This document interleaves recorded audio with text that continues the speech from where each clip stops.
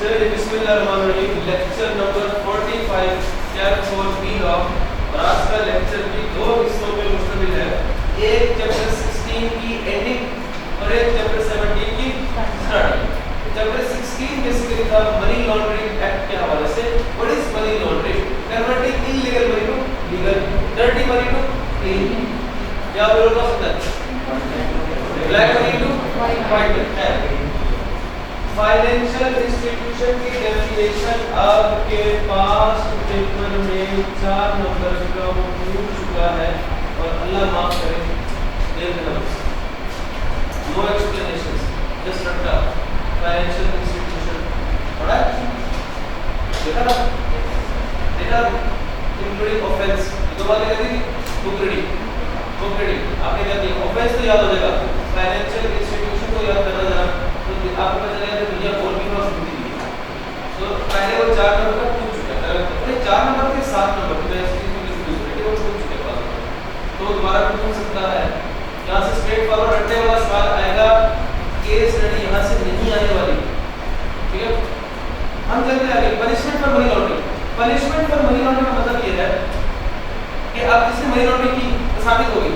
अब money laundering कौन कर सकता है? क्या सिर्फ एक होता है नेचुरल पर्सन और एक होता है आर्टिफिशियल पर्सन, दोनों में क्या फर्क है? हम और आप क्या है? नेचुरल कंपनी क्या है? क्या मनी लॉन्ड्रिंग सिर्फ हम और आप कर सकते हैं या कंपनी भी कर सकती है? तो नेचुरल पर्सन भी कर सकता है और आर्टिफिशियल, दोनों के लिए सजा मुख्तलिफ है। अगर किसी इंसान ने मनी लॉन्ड्रिंग की, किसी नेचुरल पर्सन ने मनी लॉन्ड्रिंग की, तो उसको जेल हो सकती है 1 साल से लेकर 10 साल तक, डिपेंड करता है उन पे। 1 साल से लेकर 10 साल तक की जेल हो सकती है। फाइन 25 मिलियन तक, अप टू 25 मिलियन, पर 1 रुपए से लेकर 25 मिलियन तक फाइन भी लग सकता है। और उसके अलावा फॉरफीचर ऑफ प्रॉपर्टी, जब्त कर देना, हिरासत में ले लेना। अगर मनी लॉन्ड्रिंग के थ्रू, फ्रॉड के थ्रू आपने कोई प्रॉपर्टी हासिल की है तो वो प्रॉपर्टी जब्त कर लेगी गवर्नमेंट आपसे। एक बात सुनिए, मैंने मनी लॉन्ड्रिंग करके एक प्रॉपर्टी हासिल की, एक फ्रॉड करके प्रॉपर्टी हासिल की और मैंने हैदर को गिफ्ट कर दी, और हैदर को इस बात का नहीं पता है या नहीं पता, इट डजंट मैटर। गवर्नमेंट सबसे पहले क्या करेगी, वो जो प्रॉपर्टी हैदर के पास है उसको जब्त करेगी, क्योंकि वो किस तरह की मनी लॉन्ड्रिंग। तो मनी लॉन्ड्रिंग में अगर हम और आप मनी लॉन्ड्रिंग करते हैं तो 3 सजा है, जेल 1 साल से लेकर 10 साल तक, फाइन 1 रुपए से लेकर 25 मिलियन तक, और फॉरफीचर ऑफ प्रॉपर्टी का मतलब क्या? जब्त कर लेना, हिरासत में ले लेगी प्रॉपर्टी, तो गवर्नमेंट अपने कब्जे में लेगी। और अगर यही मनी लॉन्ड्रिंग कोई लीगल पर्सन मींस कोई आर्टिफिशियल पर्सन के बैंक जैसे कि कंपनी ये करके, तो फिर देखिए उसमें इम्प्रिजनमेंट तो नहीं है ना, कंपनी को जेल नहीं डाल सकते आप। एक सर कंपनी में लोग बैठे हैं, उसके बाद में कंपनी पे फाइन अप टू 100 मिलियन तक का फाइन लग सकता है। 100 मिलियन कितने होते हैं? 1 मिलियन में कितने लाख होते हैं? 10 लाख। 100 मिलियन कितने करोड़ बने? 10 करोड़ तक का फाइन लग सकता है। हाँ, इसके अलावा कहते हैं अगर कोई ऑफिशियल इन्वॉल्व है, कोई मतलब जैसे कोई ब्रांच मैनेजर, कोई डायरेक्टर, कोई भी बंदा इन्वॉल्व है, तो उस बंदे पर वही पेनल्टी अप्लाई होगी जो इंडिविजुअल की थी, यानी ये क्या उससे फाइन भी दिया जा सकता है, उस बंदे से, उस बंदे को जेल में डाला जा सकता है। ये पनिशमेंट याद रखना, इससे सवाल आ सकता है। मनी लॉन्ड्रिंग के पनिशमेंट जो है 2 स्टेज है, एक नेचुरल पर्सन और एक आर्टिफिशियल। नेचुरल पर्सन के लिए कैद नहीं है, 10 साल तक सजा, फाइन कितना है? 25 मिलियन, और प्रॉपर्टी क्या करेंगे? जब्त कर लेंगे। आर्टिफिशियल पर्सन के केस में फाइन कितना है? 100 मिलियन तक। और अगर कोई इंडिविजुअल कंपनी का बैंक का बंदा इन्वॉल्व है तो उसमें पेनल्टी क्या आएगी? वही पेनल्टी जो इंडिविजुअल वाली, वही पेनल्टी आएगी। ये बातें याद रखनी है। ओके, अब बेसिकली होता क्या है, ये मनी लॉन्ड्रिंग को कंट्रोल करने के लिए, मनी लॉन्ड्रिंग को ठीक करने के लिए एक सिस्टम ओरिजिनेट किया गया है, कहते हैं डेजिग्नेटेड पेमेंट सिस्टम, डीपीएस। क्या कहते हैं? DPS, designated payment system. ये वो इदारे हैं जिसको स्टेट बैंक ऑफ पाकिस्तान ने लाइसेंस दिया होता है। किस चीज का लाइसेंस दिया होता है? ये वो इदारे हैं जो फाइनेंशियल ट्रांजैक्शंस को सेटल करने के लिए, 2 डिफरेंट पार्टीज के दरमियान फाइनेंशियल ट्रांजैक्शंस को सेटल करने के लिए, 2 डिफरेंट बैंक्स के दरमियान फाइनेंशियल ट्रांजैक्शंस को सेटल करने के लिए जो इदारे बनाए जाते हैं उन्हें कहते हैं डीपीएस, डेजिग्नेटेड पेमेंट सिस्टम। इदारा बेसिकली एक प्लेटफॉर्म है, उस प्लेटफॉर्म का नाम क्या है? DPS, designated payment system. इसको लाइसेंस कौन प्रोवाइड करेगा? State Bank of Pakistan after making inquiry के क्राइटेरिया पे ये प्लेटफॉर्म तो होता है। इस प्लेटफॉर्म के लिए डीपीएस डेजिग्नेटेड पेमेंट सिस्टम नाम है, डेजिग्नेटेड। तो पहली बात डीपीएस के बाद पहली बात इस ये होता किस लिए है? फाइनेंशियल ट्रांजैक्शंस को सेटल करने के लिए। हाँ, इससे लिख ले licensed by state Bank of Pakistan. These are the systems, platforms which are used to settle transactions, financial transactions. उसके अलावा इसको ऑपरेट कौन करता है? Financial institution. कोई भी फाइनेंशियल इंस्टीट्यूशन को कहते हैं operator.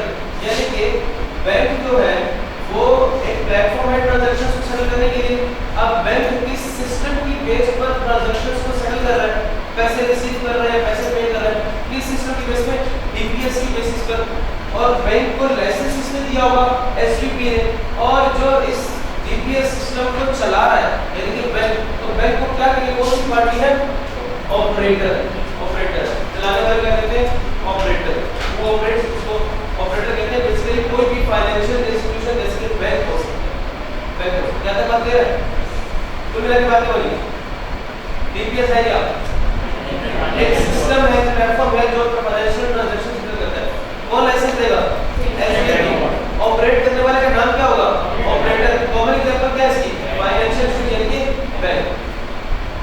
Who can authorise DPS? DPS को लाइसेंस कौन दे सकता है? हमने पहले पढ़ लिया था, स्टेट बैंक ऑफ पाकिस्तान को है लाइसेंस देता है, या फिर स्टेट बैंक ऑफ पाकिस्तान में inspect equipment and books.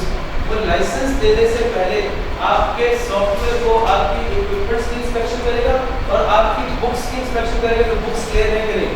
After satisfaction State Bank of Pakistan will grant you a licence to install DPS यानी कि टू सेटल फाइनेंशियल ट्रांजैक्शंस। तो स्टेट बैंक ऑफ पाकिस्तान की कंडीशन क्या है? क्राइटेरिया क्या देगी? Inspection of equipment and inspection of books. Inspection of equipment and inspection of books फिर licence दे देगा कौन? चलाने वाले का नाम क्या है? सिस्टम का नाम क्या है?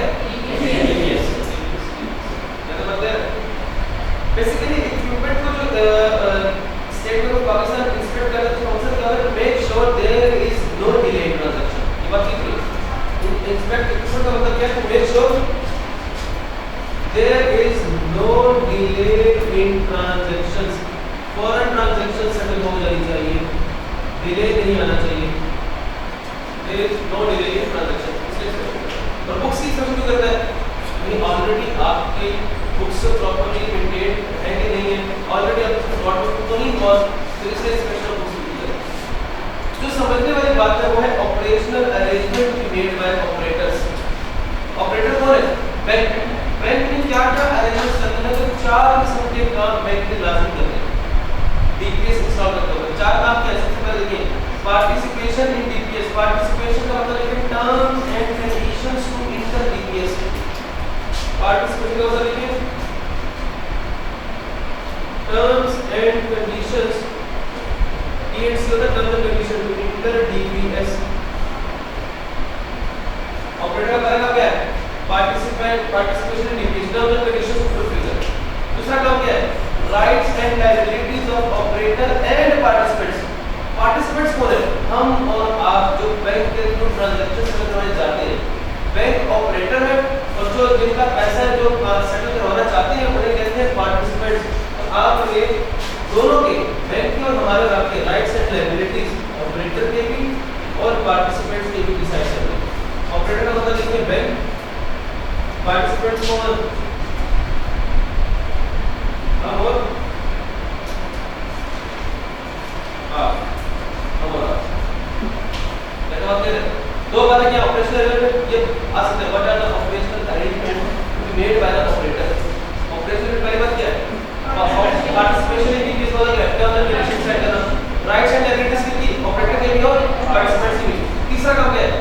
देखिए तीसरा काम सेफ्टी। किसकी सेफ्टी? ट्रांजैक्शन अमाउंट की safety. Operational reliability and contingency arrangements. Operational reliability and operational efficient effective operate करना चाहिए, सिस्टम स्लो ना हो। ये पता लगे बैंक के लिए ट्रांजैक्शन करे तो सर्वर ही डाउन है, सर्वर डाउन से कहते हैं ऑपरेशनल रिलायबिलिटी। कंटिजेंसी अरेंजमेंट का मतलब ये है कि if in any case system में बैंक के सिस्टम में वायरस आ गया या बैंक के सिस्टम ब्लॉक हो गया या कोई हैकर ने अप्रोच की बैंक को डाटा हैक कर लिया, तो बैंक जिसने डीपीएस प्लेटफॉर्म चूज किया हुआ है, बैंक के पास रिकवरी प्लान होना चाहिए as soon as possible data recovery कर सके। इसे कहते हैं कंटिजेंसी अरेंजमेंट्स। कंटिजेंसी अरेंजमेंट है to backup data in case of virus, in case of hacking. Backup data की अरेंजमेंट होनी चाहिए अगर कोई वायरस या हैकर सिस्टम में दाखिल हो गया। ये किसको बता रहा है कि अगर ये बैंक को जो डीपीएस ऑपरेटर हो, तीन काम हो गए। चौथी बात क्या है? Management of credit, liquidity and settlement. Liquid cash क्या होता है? लिक्विडिटी का मतलब क्या है? Cash in hand immediately. Liquidity का मतलब है cash in hand immediately, cash in hand available immediately. यानी आप जब भी बैंक के पास जाओ तो आपको आपका कैश अवेलेबल हो, आप विड्रॉ कर सकते हैं। Cash in hand available immediately, इसे कहते हैं लिक्विडिटी। अच्छा, और साथ में जो है सेटलमेंट, तो यानी कि आपने क्रेडिट वाले करने पैसों को, आपने अगर भी अपना डिपॉजिट कराया है या डिपॉजिट करवाना है, विड्रॉ करने को फौरन उसको कैश में जाना चाहिए। और उसके अलावा क्या कहते हैं सेटलमेंट। सेटलमेंट इसके लिए आपका अरेंजमेंट हो गया, तो सेटलमेंट किसे कहते हैं? कॉर्पोरेट सेटलमेंट नहीं, आपको किसी भी किसी की सेटलमेंट करनी तो आपके प्लेटफॉर्म पे कर सकते हैं। तो चार इंस्ट्रक्शंस हैं, चार इतनी बातें ये पढ़ने वाली है, इसलिए हम इतना एक्सप्लेन करने की याद रखते हैं।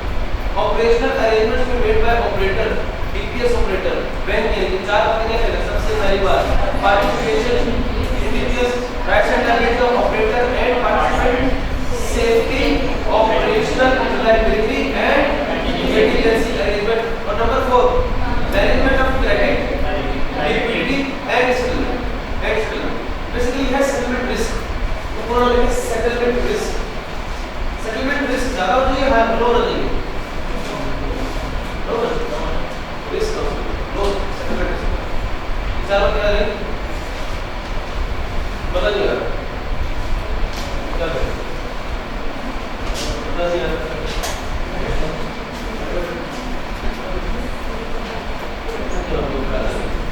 हाँ भाई, चार कार्ड कौन से हैं?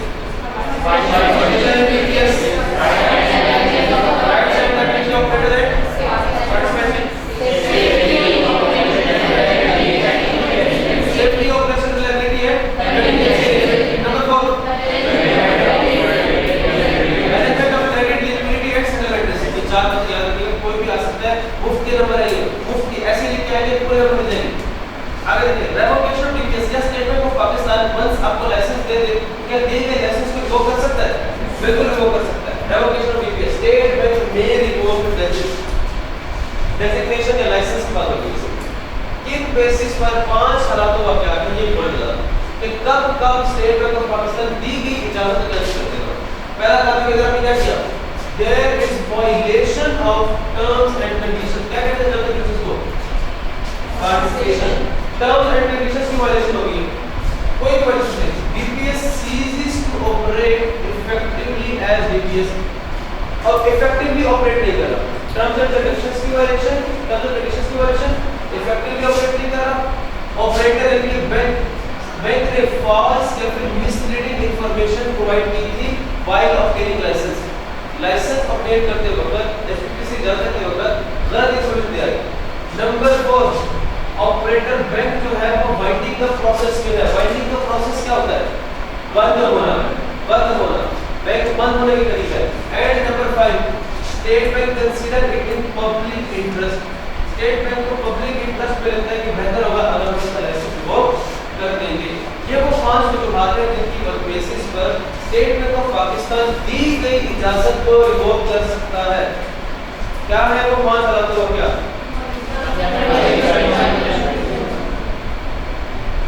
हाँ, क्या है 5 हालातों का? क्या वायलेशन कर दी, इफेक्टिवली काम नहीं कर रहा। नंबर 3 फॉल्स या मिसलीडिंग इंफॉर्मेशन दे दी। नंबर 4 वाइंडिंग अप किया। और नंबर 5 पब्लिक इंटरेस्ट पे बात करेंगे।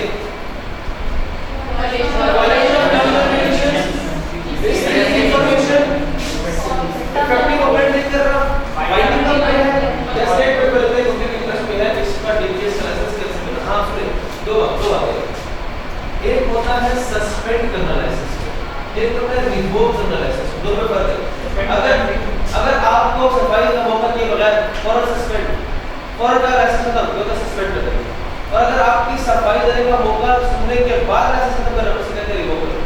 फर्क नहीं, सस्पेंड किए गए बंदे को दोबारा लाइसेंस नहीं मिल सकता, रिवोक किए गए बंदे को इन फ्यूचर दोबारा लाइसेंस मिल सकता है। क्या लेकिन state Bank of Pakistan suspend भी कर सकता है, रिवोक भी कर सकता है। सस्पेंड का मतलब क्या है? Without opportunity of being heard, और रिवोक क्या है? After opportunity of being heard. Licence को सस्पेंड भी किया जा सकता है और रिवोक भी। फर्क क्या होगा?